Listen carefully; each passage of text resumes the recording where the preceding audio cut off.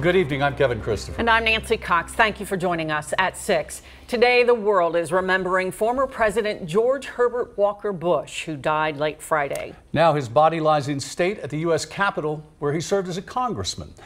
The 41st President of the United States is being remembered for his humility, integrity, character, and his ability to relate to people. Foreign policy marked the Bush presidency: Panama, the Persian Gulf, NAFTA, the collapse of the Soviet Union, the fall of the Berlin Wall, and more. He'll be memorialized Wednesday at the National Cathedral. This is a very custom-tailored event, what they wanted, and we're just happy to be able to execute it. President Bush's body will lie in state at the Capitol until Wednesday morning. To date, President George H.W. Bush has been the only past or present sitting president to visit Georgetown College. LEX takes us back to 2008 when he had a fitness center on campus named in his honor. That continues the LEX 18 big story at 6. Oh my goodness, we're going to meet the president. The excitement of a then 10-year-old boy named Trey Gifford when former President Bush visited Georgetown College in September of 2008. The 41st president, the first American president to this day to ever step foot on Georgetown's campus. Jim Allison, who works for the college and helped plan the visit, remembers this day well. The president was such a gracious individual. He was very kind, and he demonstrated a remarkable sense of humor. At 84, the former president was still pretty spry. He was in town when the college's fitness center was named in his honor.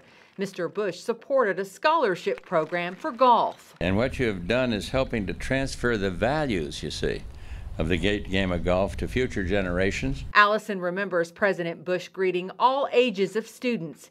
Here are the two of them chatting during the visit. Former colleague of mine said we were talking about country ham biscuits because that's what we served in the reception. Mm-hmm. and I guess so, he liked them. Oh, he did. Well, and they said what they heard him say to me was, "Now don't tell Barbara I ate too many of these."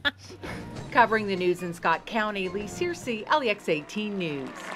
Fort Knox paid tribute to the life of President George H.W. Bush today by firing a cannon at Brooks Parade Field. Fire! That tribute continued every half hour until 5 p.m. Stay with LEX 18 after our newscast for continuing coverage of the life and death of President George H.W. Bush. In-depth coverage is coming up on NBC Nightly News with Lester Holt, and we'll have the latest on how Mr. Bush is being remembered on Evening Edition at 7. Well, when it comes to Lexington weather, it's amazing the difference a day can make. Yesterday, sunny, warm. We got up to 67 for that afternoon high. It was breezy, a little chilly at times, but either way, it was a beautiful day. Then you go to today and it's cloudy, it's cold, a few showers. It just doesn't look great or feel great. Well, that's going to be the case going forward, but at least we have some days every once in a while where we can get out and enjoy it. So I hope you took advantage of yesterday. A few showers out there, mostly is rain right now, but we are getting a little bit of a mix. Seems like between Rockcastle and getting into Jackson County, just west of McKee, you could see a little bit of a rain-snow mix shower. Roads are going to be wet regardless. Anything that is falling is wintry precipitation, melting on contact. Temperatures just too warm at this point. 39 degrees at the Bluegrass Airport, feeling a lot cooler when you factor in that wind. But yeah, it's cold no matter how you slice it. We're back anywhere between 20 and 25 degrees from just this time yesterday. So obviously the Arctic front doing what it's supposed to do. The cold is back today and it's going to last for a while. We'll also talk about the chance for some midweek snow. All of that coming up in your full forecast. Thank you, Seth. The man accused of plotting a mass shooting at a Washington County business heard some of the evidence against him in court today. 37-year-old Matthew Smith is not only accused of planning to open fire at LB Manufacturing, but also of pointing a gun at an officer's chest. LEX 18's Carolina Buchek has the latest. Matthew Smith stayed composed as he walked into the courtroom today, but he didn't hide his feelings when Springfield's assistant police chief spoke on the witness stand. And I asked him what his name was. He asked me what my badge number was. Smith shook his head and listened intently to what Officer Joe Templeman said. On November 19th, These two got into a struggle with one another after police say Smith pulled a gun. He had a Glock handgun in his hand. He brought it up to my chest, and I was able to disarm him with my left hand. Police say the entire thing started after they got a 911 call about a suspicious car in the parking lot of LB Manufacturing. When the officer found Smith in his Chevy pickup, Smith allegedly refused to give his name and get out of his truck, so the officer pulled the door open.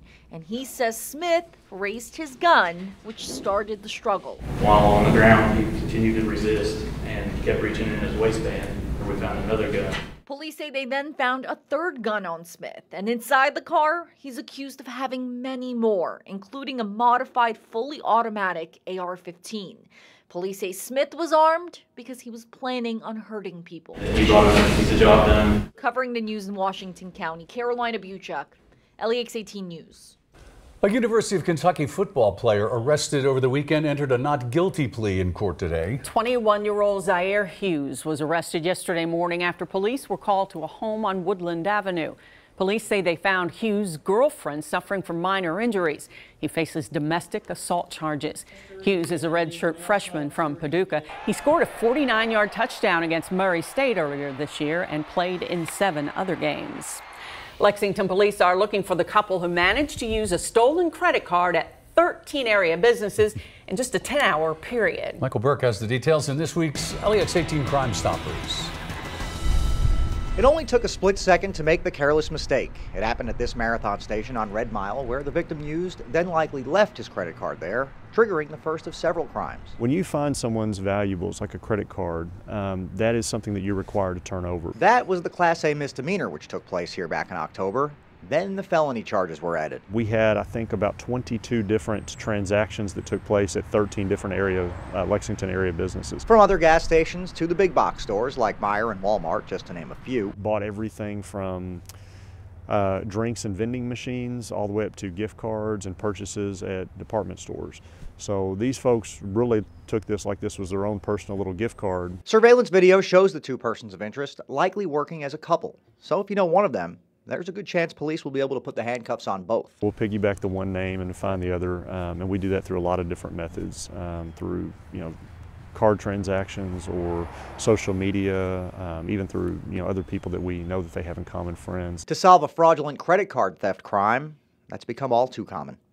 Covering this Crime Stoppers in Lexington, Michael Burke, LEX 18 News. And remember, if you have any information that leads to an arrest, you can call 859-253-2020 or text your information to crimes. Just put LEX PD in the message along with your anonymous tip. It could soon be a bit tougher for Kentucky students to graduate high school. This afternoon, the State Education Commissioner announced some updates to the initial proposal for new graduation requirements. Some of the proposed changes include more testing in reading and math for 10th graders and requiring more college readiness classes. The commissioner says they've received a lot of feedback, and he now feels they have the best plan to help students succeed. We have decided, based on feedback, to detach the definition or the expectation for transition readiness from the proposed minimum high school graduation requirements. The commissioner says they made changes because not all schools in Kentucky have the resources to offer the same college readiness or career courses. Students instead will have 6 different ways or qualifiers to show that they're ready for graduation. What started as a surprise gift from a stranger is turning into a memorial with a simple message: end gun violence. It's a mural that will depict Nova Gallman, a Lexington toddler who was shot as she slept near her family's Christmas tree. Conroy DeLuche talked to Nova's mother and the artist about remembering Nova. To help our community and you. And with that act of kindness from Father Jim Sitchko, so finally I can afford to do something for somebody else. Local artist Danny Green is taking the $500 to start and finish a mural dedicated to Nova Gallman. I was extremely affected by it because she's a 2-year-old that just wanted to sleep by the tree. Lexington police say Nova was shot in the head the night of December 5th, 2016 and died the next morning. I've already been emotional and it hasn't even came. Thursday hasn't even came, so I don't think I'm prepared for that day at all. Nova's mom, Sierra Green, says the last day she shared with her daughter was special. Just that whole day, really, she was just really happy. She was really excited for Christmas. I had let her pick certain ornaments and stuff, so those ornaments are still on the tree, too. The birth of Nova's brother, MJ, has helped ease some of the pain felt since that tragic night on Kenton Street. And near that spot is where Danny Green hopes to paint the mural of Nova. I'm excited. I'm really excited. I'm ready to go see it when it's done. It's a beautiful life that'll be on that wall for 10, 15, 20 years, I hope. Covering the news in Lexington, Conroy Deluche, LEX 18 News.